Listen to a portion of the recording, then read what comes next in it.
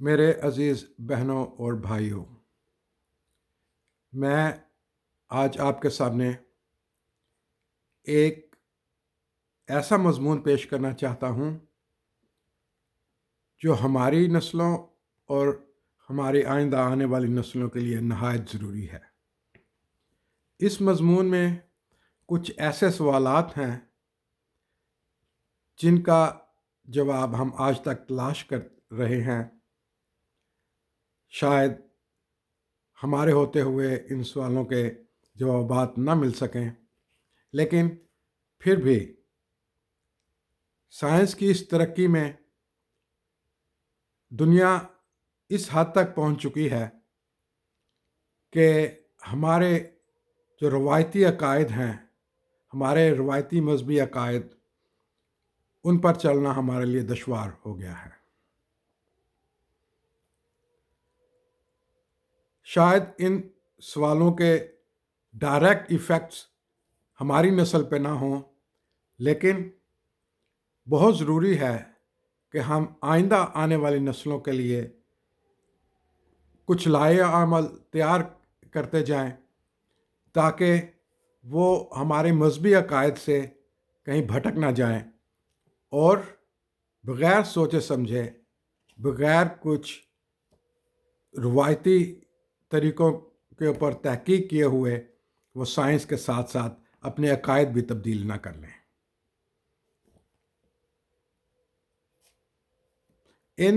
آج جو میں مضمون آپ کے سامنے پیش کرنے جا رہا ہوں، ان میں کچھ ایسے سوالات ہیں جن کے جوابات نہ تو میرے پاس ہیں، نہ کسی سائنسدان کے پاس ہیں، اور نہ کسی مذہبی رہنما کے پاس ہیں۔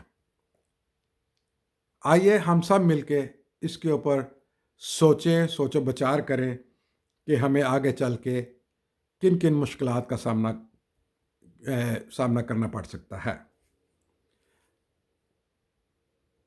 میرے آج کے اس مضمون کا جو عنوان ہے وہ ہے خدا کے ساتھ ڈیجیٹل رابطہ، یعنی خدا کے ساتھ ہمارا کیسا مواصلاتی رابطہ قائم ہوتا جا رہا ہے، یا اس کا جو سب ٹائٹل ہے وہ ہے عقائد میں کیسے پیوند کاری ہو رہی ہے، یا پھر age of technology based religion.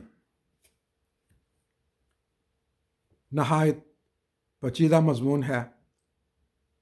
شاید یہ کسی کو کنفیوز بھی کر سکتا ہے، اور یہ بھی کہہ سکتا ہے کہ یہ کس نااہل نے یہ مضمون پیش کیا ہے، لیکن بڑی سوچ و بچار کے بعد میں نے یہ مضمون لکھا ہے۔ شاید آپ کو پسند آئے، شاید آپ اس میں دی ہوئی باتوں کے اوپر سوچنے پہ مجبور ہو جائیں۔ آئیے میرے ساتھ جڑے رہیں۔ آج کی دنیا ایک انتہائی خطرناک مذہب میں داخل ہو رہی ہے، یا پھر مذاہب کے اندر ہی اس کو ترتیب دیا جا رہا ہے، یا خود بخود یہ ترتیب پا رہی ہے، جسے ٹیکنالوجی پر مبنی مذہب یا مسلک کہا جا سکتا ہے۔ اور ایسا دیکھنے میں لگتا ہے کہ یہ ٹیکنالوجی بیسڈ ریلیجن جو ہے، یہ ٹیکنالوجی پر مبنی مذہب جو ہے، اس نے پیدائش کی کتاب میں دی گئی جو دنیا کی تخلیق ہے، وہ کس طریقے سے اس کو ڈھال لیا ہے ٹیکنالوجی کے اندر۔ اور شاید وہ یہ کہہ رہے ہیں کہ شروع میں ٹیکنالوجی نے انسانی افسانے کو جنم دیا، اور یہ افسانہ بے شکل تھا اور خالی تھا، اور سائنس کے اوپر اندھیرا چھایا ہوا تھا، اور سائنس کی روح زمین کے اوپر جنبش کرتی تھی، اور ٹیکنالوجی نے کہا کہ انٹرنیٹ ہو، اور انٹرنیٹ کا رابطہ بحال ہو گیا۔ اس نے انٹرنیٹ کو سماج کہا، اور سائنس کی ترقی، اور اس طرح پہلا دن ہوا۔ آئیے ہم دیکھتے ہیں کہ یہ مصنوعی ذہانت کیا ہے۔ مصنوعی ذہانت، آرٹیفیشل انٹیلیجنس یا اے آئی جس کو ہم کہتے ہیں، اس کا تصور 1985 میں دیا گیا، اور اس کا مطلب ہے کہ وہ ذہانت، سائنس کی وہ ترقی جس کا شروع تو انسانی ایجادات نے کیا، لیکن وہ اس کا اختتام نہیں کر سکیں گے، اور یہ جو ترقی ہے، آرٹیفیشل انٹیلیجنس ہے، یہ خود بخود ترقی کرتی جائے گی، اور یہ خود بخود آگے بڑھتی جائے گی، اور اس تیزی سے آگے بڑھے گی کہ انسان بھی اس کا مقابلہ نہیں کر سکے گا۔ جو آج کے سب سے بڑے سائنٹسٹ جن کو کہا جاتا ہے، اسٹیفن ہاکن، اس نے یہ کہا کہ آرٹیفیشل انٹیلیجنس کو تو انسان نے بنایا، انسان نے اس کو ایجاد کیا کمپیوٹر کے ذریعے، اور پھر اس میں سافٹ ویئر ایسے ڈالے جن کی وجہ سے ٹیکنالوجی آگے بڑھی، لیکن اب وہ وقت آئے گا کہ یہ آرٹیفیشل انٹیلیجنس جو ہے یہ خود بخود آگے بڑھتی جائے گی، اور اس تیزی سے آگے بڑھے گی کہ انسان اس کا مقابلہ نہیں کر سکے گا۔ انسان نے جس چیز کو پیدا کیا، جس چیز کو بنایا، جس چیز کو کریٹ کیا، وہ خود ہی اس کا محتاج ہو کے رہ جائے گا۔ اب ہم یہ دیکھتے ہیں کہ یہ جو آرٹیفیشل انٹیلیجنس ہے، اس نے ہمارے مذاہبی عقائد کے اوپر کیا اثر ڈالا۔ پہلا حصہ، مذہبی عقائد اور مصنوعی ذہانت۔ آج مذہبی عقائد اور بنیادی دینی تعلیمات سائنسی افسانے کے اندر جھانک رہے ہیں، اور سماج بالی ووڈ کی یا ہالی ووڈ کی ان فلموں کی وجہ سے الجھن میں پڑ چکا ہے جس میں اسٹار ٹریک، ڈے 1 سیریز اور بہت ساری ایسی فلمیں شامل ہیں جس میں آرٹیفیشل انٹیلیجنس کو دنیا کا کنٹرول کرنے والی اتھارٹی کہا گیا ہے۔ جیسے جیسے ڈیجیٹل دنیا میں ترقی ہو رہی ہے، ویسے ویسے ہمارے عقائد بھی بدل رہے ہیں، جس کو ہم عقیدے میں پیوند کاری بھی کہہ سکتے ہیں، اس لیے کہ ٹیکنالوجی میں قائل کرنے کی انتہائی قابلیت پائی جاتی ہے، اور وہ دن دور نہیں کہ سارا سماج، اس دنیا کا سارا سماج اس ٹیکنالوجی کو روحانی نظروں سے دیکھنا شروع کر دے گا، اور جب کہ 21ویں صدی نے اس نئے مذہب یا مسلک کو جنم دیا ہے، وہ آگے چل کر ہمارے لیے کتنا خطرناک ثابت ہو سکتے ہیں، اور ایک نئی سوچ ترتیب پائی جا رہی ہے، اور انسان آگے چل کے یہ دعویٰ کر سکتا ہے کہ ٹیکنالوجی نے خدا کو اپنی شکل پر پیدا کیا۔ خدا معاف کرے مجھے یہ کہہ کر، لیکن یہ سوچ آگے بڑھ رہی ہے، اور بہت سے لوگ یہ سوچ رکھتے ہیں جو کہ سائنس کی ترقی کو پوجتے ہیں۔ جبکہ آج ہمارا معاشرہ اور حکومتیں 3 ستونوں پر قائم ہیں۔ پہلا، انٹرنیٹ کے ذریعے تیز رفتار رابطہ، دوسرا ٹیکنالوجی کا ہجوم، اور تیسرا ڈیٹا کے ذریعے نگرانی کا نظام۔ آج کے تمام اہم مذاہب یعنی مسیحیت، اسلام، یہودیت، بدھ مت وغیرہ اپنے آپ کو جاری اور قائم رکھنے کے لیے ہزاروں سال کا سفر کر چکے ہیں۔ ان کے درمیان بہت سی سماجی ناانصافیوں کی تحریکوں نے جنم لیا، جیسا کہ یہودیوں کی بے انصافیوں سے مسیحیت نے جنم لیا، رومن کیتھولک کی بے انصافیوں سے مارٹن لوتھر کے 95 پوائنٹس نے جنم لیا، اور ایسی ہی دوسرے مذاہب میں بہت سی ناانصافیوں نے جنم لیا۔ اور ان تحریکوں کی بھی جدوجہد جو ہے وہ طویل عرصے پہ پھیلی ہوئی ہے، مگر آج کے دور میں ٹیکنالوجی پر مبنی نئی ناانصافیوں کی تحریکیں جیسے عرب سپرنگ، ماحولیاتی تبدیلیوں کی تنظیمیں، وار آن ٹیررزم، بلیک لائف میٹرز،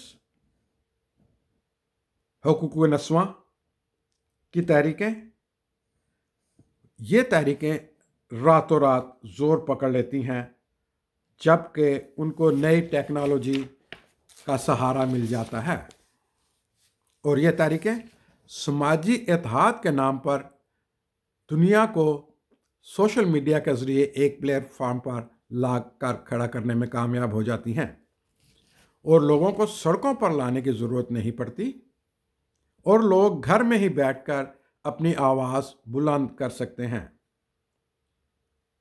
ان میں وہ تنہا سامعین بھی شامل ہیں جو ان سماجی ناانصافیوں کا روحانی جواب تلاش کر رہے ہیں، جس میں ہم جیسے مسیحی بھی شامل ہیں۔ اب تو انٹرنیٹ نے سماجی ناانصافیوں کے تحریکوں کے لیے بہت آسانی پیدا کر دی ہے، اور شخصی رابطے کی ضرورت کو چھوڑ کر ڈیجیٹل رابطے کی ضرورت پر زور دیا جا رہا ہے، اور سماجی ناانصافیوں کی تحریکیں پہلے مذہبی تحریکیں بن جاتی ہیں، اور پھر اس کے بعد تبدیل شدہ روحانی تحریکیں بنتی جا رہی ہیں، اور اس کے اوپر آرٹیفیشل انٹیلیجنس AI یعنی مصنوعی ذہانت نے حکومتوں کو اس قابل بنا دیا ہے کہ وہ بڑے شہروں یا دنیا کے دوسرے شہریوں کے اوپر کڑی نگرانی کا نظام مسلط کر سکتی ہیں، ایک دوسرے کے ریکارڈ کا تبادلہ کر سکتی ہیں۔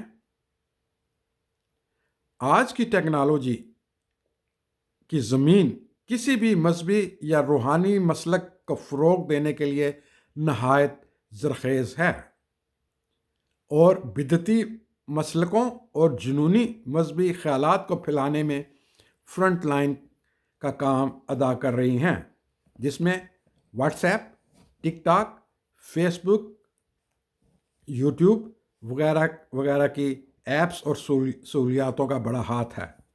چونکہ انسان اکثر اوقات افواہوں کی طرف جلدی راغب ہو جاتا ہے، تو AI آرٹیفیشل انٹیلیجنس اس سے فائدہ اٹھاتی ہے اور لوگوں کو افواہوں میں الجھا دیتی ہے، جو کہ انسانی عقیدے کے لیے بہت بڑا امتحان بن جاتا ہے۔ آج کی دنیا میں سادہ مذہبی لوگوں کو بہت محتاط رہنے کی ضرورت ہے۔ دراصل یہ ٹیکنالوجی بھیڑ کے لباس میں ایک خطرناک بھیڑیا ثابت ہو رہا ہے۔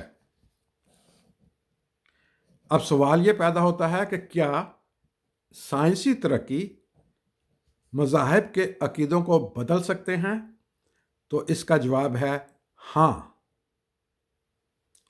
اس کے لیے ایک بڑی مثال زمین کا جیو سینٹرک نظریہ، geocentric theory of earth, جس کے مطابق زمین جو تھی وہ دنیا کا مرکز تھی، اور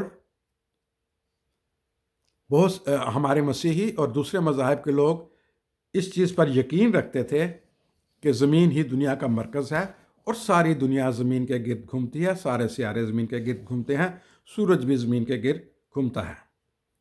اور یہ نظریہ 17ویں صدی تک کیتھولک چرچ کے ایمان کا بڑا حصہ بنا رہا۔ چرچ کی بہت ساری رسومات اسی نظریے کے گرد گھومتی تھی۔ سائنس میں دوربین کی ایجاد سے پہلے یہی نظریہ دوسرے مذاہب کے عقائد کا بھی نظریہ تھا، لیکن کوپرنیکس، کیلیپر، گیلیلیو، نیوٹن اور لا پیلس نے سائنسی مشاہدات کی بنا پر چرچ کو اپنا عقیدہ بدلنے پر مجبور کر دیا۔ وہ عقیدہ یہ تھا وہ سائنسی ایجاد یہ تھی کہ زمین دنیا کا مرکز نہیں بلکہ زمین سورج کے گرد گھومتی ہے، اور بعد میں کلیسیا کا یہ تصور کہ کلیسیا یسوع کی دوسری آمد پر اٹھا لی جائے گی، جو کہ فلیٹ ارتھ نظریے سے منسلک تھا، اس کو ختم کرنا پڑا۔ اسی طرح کہ زمین کے متعلق نظریے اسلام میں بھی پائے جاتے ہیں، لیکن بعد میں ان کو بھی اپنے عقیدوں سے اسے خارج کرنا پڑا۔ اسی طرح اب چرچز نے بگ بینگ کے نظریے کو تسلیم کرنا شروع کر دیا ہے، اور زمین کی عمر کے بارے میں بھی اپنے عقیدوں میں تبدیلی لانی شروع کر دی ہے۔ اور اس سے بڑھ کے کہ اب موجودہ دنیا میں ایمان کا اندھی چیزوں پر یقین رکھنا تبدیل ہو کر اب سائنس کو مذہب کا درجہ دیا جا چکا ہے۔ ثبوت کے طور پر مذہب کے 3 بڑی خصوصیات ہیں مذہب کی: ایک سماجی سوچ، دوسرا سب مافوق الفطرتوں پر یقین رکھنا، اور پھر یہ سمجھنا کہ کچھ چیزیں ہمارے لیے پاک ہیں اور کچھ چیزیں ناپاک ہیں۔ اور اب مذہب سماجی ہے، اس لیے سائنس بھی سماجی بنتی چلی جا رہی ہے۔ مذہب عقیدوں پر یقین رکھتی ہے اور سائنس بھی، دونوں مذہب اور سائنس اندیکھی دنیا پر یقین رکھتے ہیں، اس لیے سائنس کو بھی ایک مذہب کا درجہ حاصل ہوتا جا رہا ہے۔ اور یہ اس حد تک آگے بڑھ چکا ہے یہ عقیدے کہ سائنس نے روایتی مذہب کے عقائد کو تبدیل کر کے اپنے آپ کو ایک مذہب کا درجہ دینا شروع کر دیا ہے۔ آئیے آپ دیکھتے ہیں مصنوعی ذہانت، آرٹیفیشل انٹیلیجنس اور روحانیت میں کہاں ٹکراؤ پیدا ہوتا ہے۔ ایک دفعہ ایک مسیحی خاندان کھانے کی میز پر بیٹھا تھا۔ کسی نے کہا کہ کھانا شروع کرنے سے پہلے خدا سے شکر گزاری کی دعا کرنی چاہیے۔ اس خاندان کے ایک نوجوان کو کہا گیا کہ وہ دعا کرے۔ اس نوجوان نے اپنی جیب سے فون نکالا اور فون پر بولا، Shri pray to God for this food, یعنی شری جو فون کی ایک ایپ ہے وہ خدا سے کھانے کے لیے دعا کرے۔ شری نے جواب دیا کہ میرے اندر خدا سے دعا کرنے کا پروگرام موجود نہیں ہے۔ یہ ایک ایسی مثال ہے کہ اب ہمارا یقین اے آئی پر اس قدر بڑھ گیا ہے کہ ہم نے مصنوعی ذہانت کو اپنے ایمان اور عقیدے کا حصہ بنا لیا ہے۔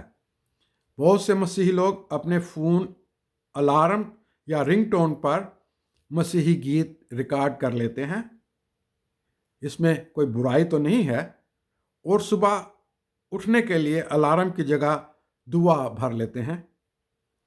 یعنی ہم نے سائنسی ترقی یا مصنوعی ذہانت کو خدا کے ساتھ ذاتی رشتے کا متبادل تلاش کر لیا ہے، یعنی ایک اور روحانی مددگار، وہ پاک روح والا مددگار نہیں، یعنی سائنسی روح والا مددگار۔ آج ہم ایک خطرناک موڑ پر کھڑے ہیں جہاں ہم کہیں گے، شری ہمارے لیے دعا کر۔ اب سوال یہ پیدا ہوتا ہے کہ کیا مصنوعی ذہانت اے آئی مسیحیت کے لیے ایک خطرہ ہے؟ مصنوعی ذہانت یا اے آئی کو اکثر اوقات مشینی ذہانت بھی کہا جاتا ہے، اور یہ انسانی ذہانت کے برعکس ہے۔ اس کا شروع 1986 میں ہوا۔ یہ وہ عرصہ تھا جب کہ فلاسفروں اور ریاضی دانوں نے نظریہ گنتی سے ریاضی میں لاجک کو ڈالنا شروع کیا، اور پھر اس کے بعد لاجک کا استعمال کمپیوٹر کے سافٹ ویئر میں استعمال ہونے لگا، اور آج کے دور میں اے آئی کی ذہانت کے استعمال میں انسانی ذہنیت کو پیچھے چھوڑ دیا ہے، اور وہ کمپیوٹر جو انسان نے ہی ایجاد کیا، اس نے انسان کو اپنا محتاج بنا کے رکھ دیا ہے۔ اور اب تو حالت یہ ہے کہ ہمارے مذہبی رہنماؤں کو کئی روحانی فیصلے کرنے کے لیے آج بھی اے آئی کی ضرورت پڑتی ہے، اور سوال یہ پیدا ہوتا ہے کہ انسان اور خدا کا ذاتی رشتہ کہاں چلا گیا، اور یہ ڈیجیٹل رشتہ کہاں سے آ گیا۔ آپ پوپ فرانسس کی ہی مثال لیجئے، جنہوں نے کہا کہ ہر قسم کے روحانی متلاشیوں کو چرچ میں خوش آمدید کہنا چاہیے۔ انہوں نے LBGT جو کہ ہم جنس پرست لوگ ہیں ان کے خلاف کچھ نہیں بولا، اور اپنے رہنماؤں کو ان کے خلاف بولنے سے منع کر دیا، اور جو کہ یہ LBGT جو ہے یہ مصنوعی ذہانت کی پیداوار ہے۔ یعنی پوپ نے اے آئی کے سامنے گھٹنے ٹیک دیے اور طلاق یافتہ جوڑوں کو کلیسیا میں شامل کرنا شروع کر دیا۔ میں اس چیز کی وکالت تو نہیں کر رہا کہ طلاق یافتہ جوڑوں کو چرچ میں آنا چاہیے یا نہیں آنا چاہیے، میں صرف کیتھولک کلیسیا کے روایتی ایمان کی بات کر رہا ہوں کہ طلاق ان کے درمیان جو تھی وہ ایک گناہ تھا اور ان کے ایمان کے خلاف تھی۔ اور اب یہ حال ہے کہ جب سے یہ کہا جا رہا ہے یا جب سے یہ تیاریاں کی جا رہی ہیں کہ انسان کو مریخ پہ بھیجا جائے گا، وہاں پہ انسان بسے گا، وہاں پہ وہ بستی قائم کرے گا، وہاں پہ ہی اس کی اولاد ہوگی، اور وہاں پہ ہی وہ اپنا نیا زمین یا نئی دنیا آباد کرے گا، اس پر بھی پوپ پال نے یہ کہا کہ ہم مریخ پر جانے والوں کو بپتسمہ دینے کے لیے تیار ہیں۔ یعنی کہ انہوں نے یہ سوچ بنا لی کہ مریخ کے اوپر جو مذہب قائم ہوگا وہ کیتھولک مذہب ہوگا۔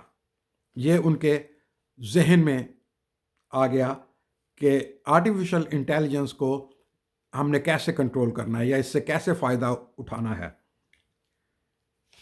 اور دنیا سوچنے لگی یہ کوئی نیا بپتسمہ ہے کہ دوسرے چرچ نہیں دے سکتے، مطلب کہ کیا دوسرے چرچ نہیں وہاں پہ جا سکتے؟ اور اس کے بعد یہ سوچ ہر مذہب کے اندر آئی ہوگی کہ جب انسان مریخ کے اوپر آباد ہو جائے گا تو وہ کس مذہب سے تعلق رکھیں گے، اور وہاں پہ کون سا مذہب قائم کیا جائے گا، اور پھر یہ ایک نیا بپتسمہ ہوگا جس کو بپتسمہ برائے مریخ کہا جائے گا۔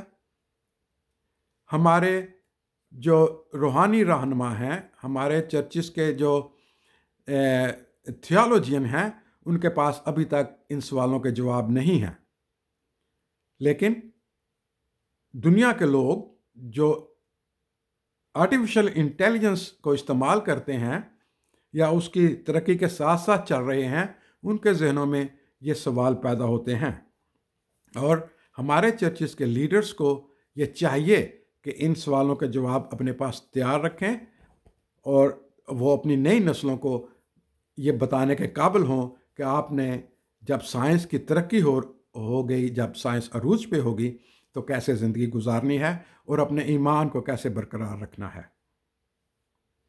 اب دیکھیے کہ مصنوعی ذہانت کی وجہ سے روایتی مسیحیت کے اوپر کیا اثر پڑا، اور اب یہ وقت ہے کہ کلیسیائیں ان سوالوں کا جواب تلاش کریں جو مصنوعی ذہانت اور مسیحی ایمان کے متعلق اٹھائے جاتے ہیں۔ پوپ فرانسس نے تو ایسے کاموں کے لیے کھلی چھٹی دے دی ہے کہ ایک طرح سے اے آئی بس خدا کی طرف سے ایک نعمت دی گئی ہے، لیکن سوال یہ ہے کہ اگر مصنوعی ذہانت مصنوعی زندگی کو جنم دیتی ہے تو کیا کلیسیا اس کو قبول کرے گی؟ آرٹیفیشل انٹیلیجنس اگر مصنوعی زندگی کو جنم دیتی ہے، کوئی نیا انسان بناتی ہے، کیونکہ اس کے اوپر بہت کام ہو رہا ہے، کلوننگ کے ذریعے انسان کو تیار کرنا، تو کیا کلیسیا اس انسان کو اپنی کلیسیا میں، یا کلیسیائیں اس انسان کو قبول کریں گی؟ اس سوال کا جواب ابھی تک ہمارے علم الہیات یا تھیولوجینس کے پاس نہیں ہے، وہ اس کے اوپر خاموش بیٹھے ہوئے ہیں۔ بہت ہی ٹیکنالوجیز اس بات پہ متفق ہیں کہ مصنوعی ذہانت آج کے دور میں ناگزیر ہے، اس کے بغیر انسان ایک قدم بھی آگے نہیں چل سکتا۔ لیکن کیا یہ مصنوعی ذہانت اب کلیسیاؤں کے روحانی فیصلوں کے لیے بھی ناگزیر ہیں؟ یہ اے آئی کیا روحانی فیصلوں کے لیے کوئی خطرہ تو نہیں؟ جب سے چارلس ڈارون نے پرجاتوں کے شروع کا مسئلہ پیش کیا، کئی دہائیوں سے اے آئی نے دنیا کے اوپر قبضہ کیا ہوا ہے۔ آج کمپیوٹر جہاز چلاتا ہے، ایکس ریز کو پڑھتا ہے، عدالتوں میں فرانزک ثبوت مہیا کرتا ہے، اور اس کے ذریعے متعدد فیصلے کیے جاتے ہیں، اور یہاں تک کہ کمپیوٹر کا الیگرومیٹک پروگرام مصوری بھی کر سکتا ہے اور کرتا ہے۔ پچھلے زمانوں میں مصور کی شخصیت اس کے فن پاروں کے ساتھ جڑی ہوتی تھی، مگر آج کے مصور کے فن پارے مصنوعی ذہانت کا تصور پیش کرتے ہیں اور ان فنکاروں کا منہ چڑھاتے ہیں جو کہ پرانے دور کے مصور تھے۔ اسی طرح اب موسیقی کو ہی لے لیجئے، اب کمپیوٹر کے ذریعے ہر قسم کی موسیقی ترتیب دی جا سکتی ہے، اور روایتی موسیقاروں کا نام ختم ہوتا جا رہا ہے۔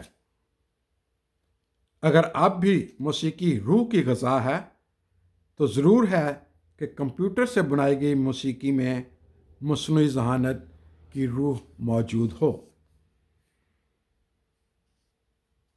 اب وہ وقت آ گیا ہے کہ اس مصنوعی ذہانت کو بعض لوگ خدا کا درجہ دے رہے ہیں۔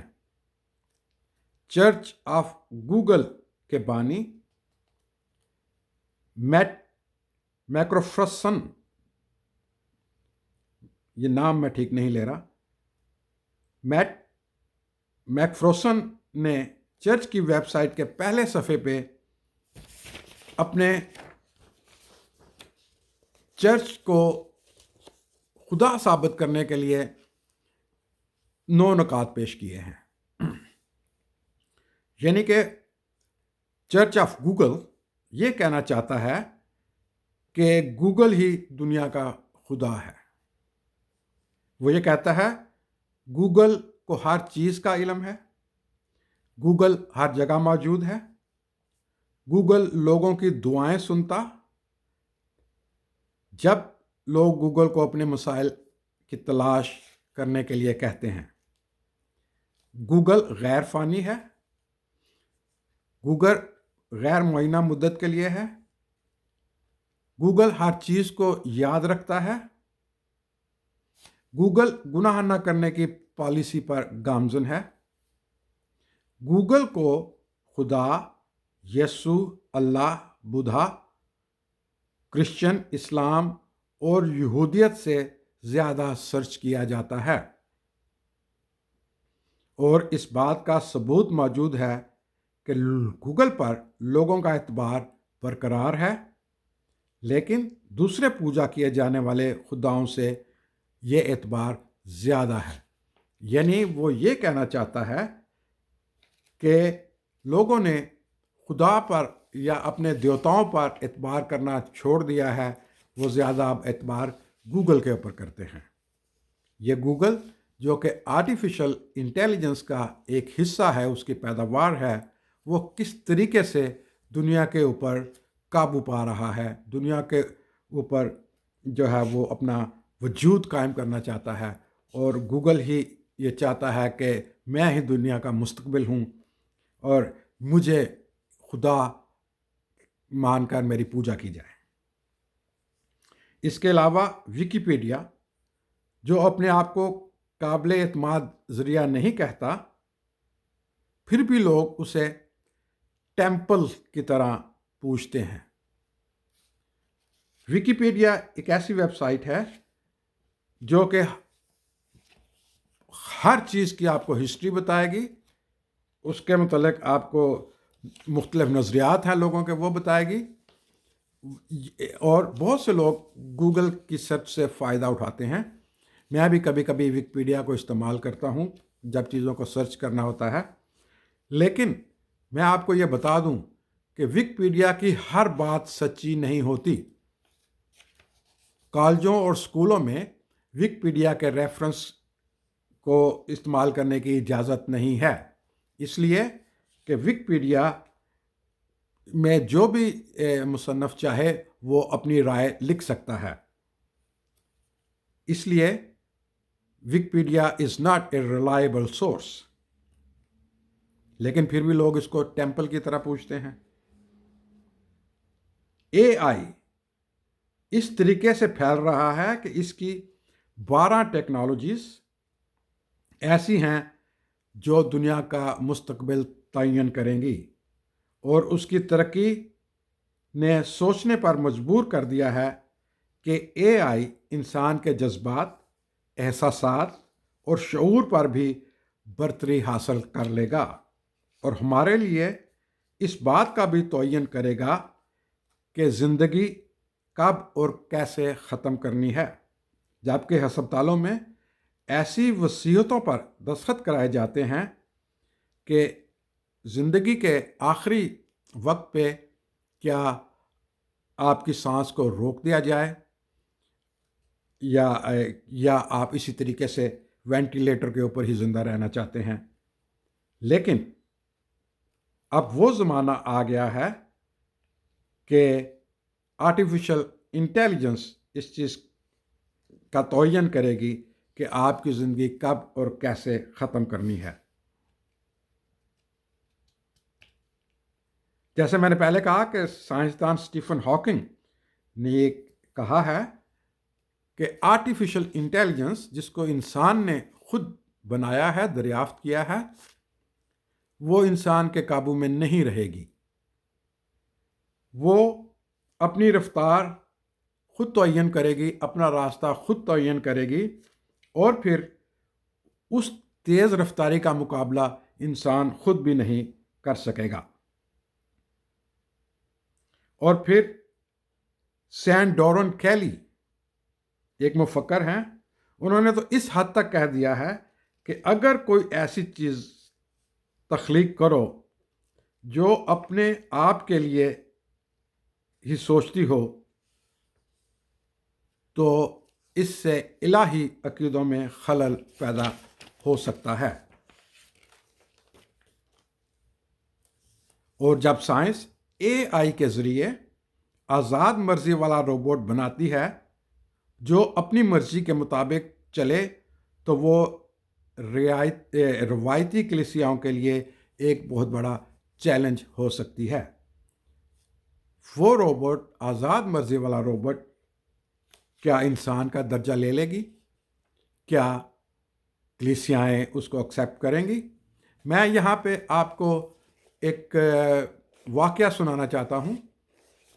کوئی 4-5 سال پہلے اوہایو میں ایک ننس کی کانفرنس ہوئی، تو وہاں پہ ایجنڈے میں یہ سوال اٹھایا گیا کہ جو کیتھولک پریچرز ہیں ان کے خلاف بہت سی شکایات عوام کو ہیں، بہت سے ان کے سکینڈلز آتے ہیں، کچھ سیکسول سکینڈلز ہیں، کچھ فائنینشیل امبیزلمنٹس ہیں، تو کیوں نہ ہم ایک ایسا طریقہ اختیار کریں کہ ان سکینڈلوں سے ہمیں نجات مل سکے۔ تو وہاں پہ پرپوزل پیش کی گئی کہ کیوں نہ ہم روبوٹس کو اپنی کلیسیاؤں کا راہب مقرر کر دیں، کیونکہ روبوٹس جو ہیں وہ نہ تو گناہ کریں گے، نہ سیکسولی مس کنڈکٹ ہوں گے، نہ فائنینشلی کرپٹ ہوں گے، اس لیے ہمیں آزاد مرضی والے روبوٹس کو اپنا راہب مقرر کر دینا چاہیے۔ اب کہاں تک اس کے اوپر عمل کیا گیا ہے یا کیا جا سکتا ہے، اس کا کسی کو بھی معلوم نہیں، لیکن یہ ایک پرپوزل چل رہی تھی اور یہ ایسی سوچیں دنیا میں اٹھ رہی ہیں۔ جاپان میں ٹوکیو میں جو سب سے بڑا ٹیمپل ہے، وہاں پہ جو راہب ہے وہ ایک روبوٹ ہے جو کہ لوگوں کو برکت دیتا ہے اور جو کہ لوگوں کی دعائیں سنتا ہے اور لوگوں کے سوالوں کے جواب دیتا ہے۔ اسی طرح جب 500 سال لوتھرن چرچ کے جرمنی میں منائے گئے تو وہاں پہ اسٹیج کے اوپر ایک روبوٹ کھڑا کیا گیا تاکہ وہ جو بھی اس کے سامنے سے گزرتا تھا اس کو وہ برکت کے کلمات سے رخصت کرتا تھا۔ تو روبوٹ جو ہیں وہ انسانی زندگی کا حصہ بنتے جا رہے ہیں اور بنتے چلے جائیں گے۔ تو یہ کیا روبوٹ جو ہے وہ کلیسیاؤں میں بھی ایجاد ہو جائیں گے، کلیسیاؤں میں بھی شامل ہو جائیں گے؟ کیا وہ ہمارے راہب بن جائیں گے؟ کیا وہ ہمارے لیے برکت کے کلمات پڑھیں گے؟ یہ ایسے سوالات ہیں جن کا جواب ڈھونڈنا ہمارے لیے نہایت ضروری ہے۔ اب مسئلہ یہاں پہ یہ ہے کہ ہمارے کلیسیاؤں کے جو تھیولوجین ہیں، جو کہ تھیولوجی کے اسٹوڈنٹس ہیں، تھیولوجی کے اسکالرس ہیں، وہ ان چیزوں کے متعلق سوچنا پسند نہیں کرتے۔ وہ شاید یہ کہتے ہیں کہ یہ ایسا سوچنا یا ان چیزوں کے اوپر لکھنا یا اس کے لیے ان چیزوں کو پڑھنا یہ خدا کے خلاف گناہ ہے۔ وہ اس کو بلیسفیمی سمجھتے ہیں کہ ایسی ہمیں سوچ بھی نہیں رکھنی چاہیے۔ وہ نہیں جانتے کہ سائنس اتنی ترقی کر چکی ہے اور کر گئی ہے کہ ہر انسان اب جو ہے وہ سائنس کی اس ترقی کا محتاج ہے۔ آپ ٹیلی فون استعمال کر رہے ہو، اسمارٹ فون استعمال کر رہے ہو، کمپیوٹر استعمال کر رہے ہو، آپ کے ہاتھ میں کریڈٹ کارڈز ہیں، آپ کسی ڈیٹا بینک کا حصہ ہو، آپ کا نام کسی ریکارڈ میں موجود ہے۔ You are part of technology today.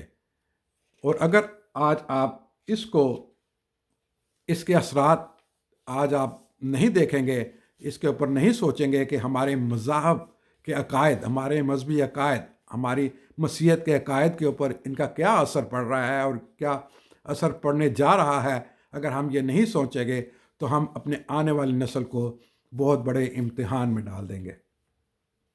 اب دیکھیں کہ مصنوعی ذہانت اور روح کا آپس میں کیا رشتہ ہوگا۔ آئیے اب روح کی مثال لیتے ہیں۔ مسیحی لوگ اس بات پر یقین رکھتے ہیں کہ روح انسان کی زندگی کا حصہ ہے اور روح ہی انسان کے روحانی پہلوؤں کو کنٹرول کرتی ہے، اور یہ بات بائبل کی پیدائش کی کتاب میں واضح کر دی گئی ہے کہ خدا نے آدم کو مٹی سے پہلا انسان بنایا اور اس کے نتنوں میں زندگی کا دم پھونکا اور وہ جیتی جان ہوا،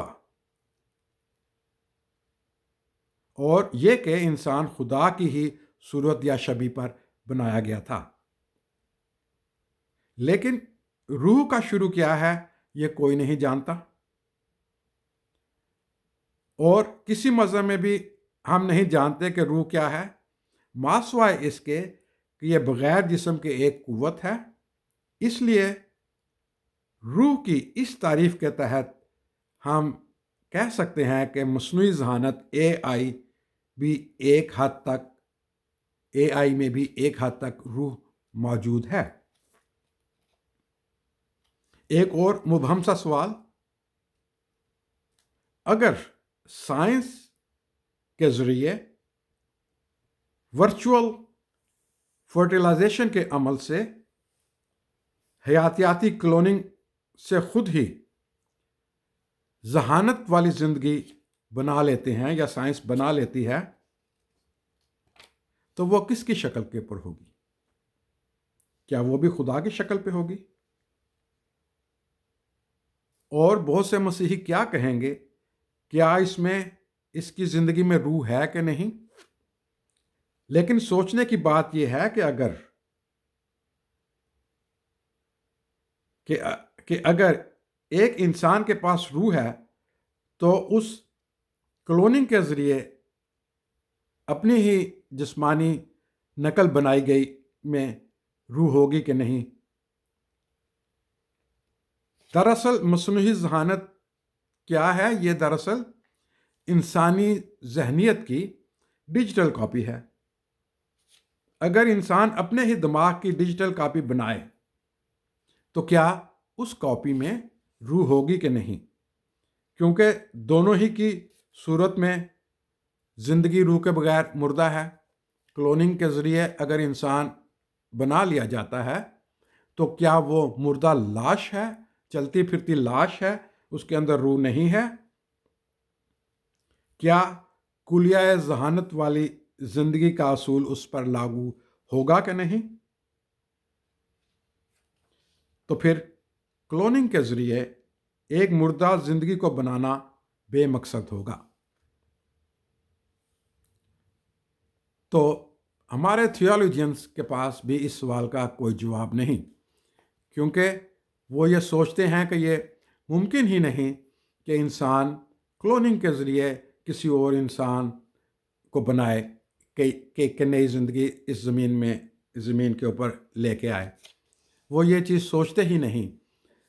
ہمارے رہنماؤں نے کبھی اس طرف توجہ ہی نہیں دی، کیونکہ وہ سمجھتے ہیں کہ اگر ہم اس چیز کے اوپر بات کریں گے تو یہ خدا کے خلاف ہم گناہ کریں گے۔ اگر ہم ان منطقوں سے اتفاق کریں تو یہ کہنے پر ہم مجبور ہو جائیں گے کہ مصنوعی مشین کی بھی ایک روح ہوگی، اور اس روح کا خدا کے ساتھ کیا رشتہ ہوگا ہمیں معلوم نہیں۔ کیا اس رشتے کو ہم خدا کے ساتھ ڈیجیٹل رشتہ کہہ سکیں گے؟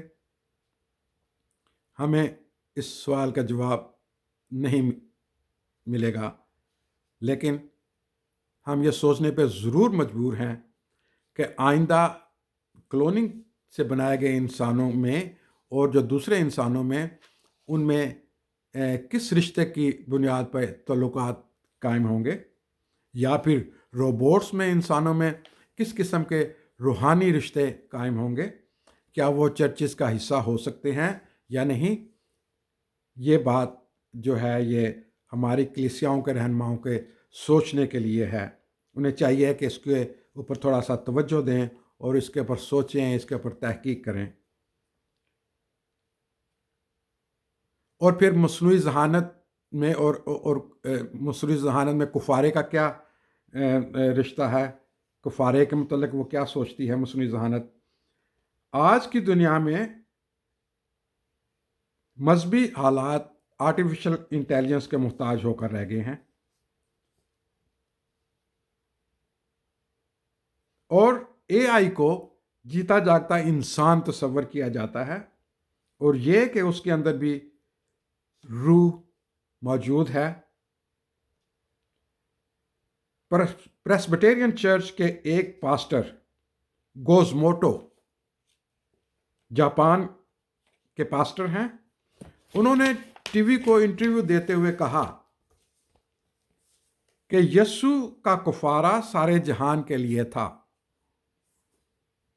اس میں اے آئی یعنی مصنوعی ذہانت بھی شامل ہے، اور اگر اے آئی آزاد ہے اور انسان کے کنٹرول میں نہیں ہے تو ہمیں اس کی حوصلہ افزائی کرنی چاہیے، اور وہ بھی کہ یسوع کے کفارے کے مقاصد میں اس کو شامل کرنا چاہیے۔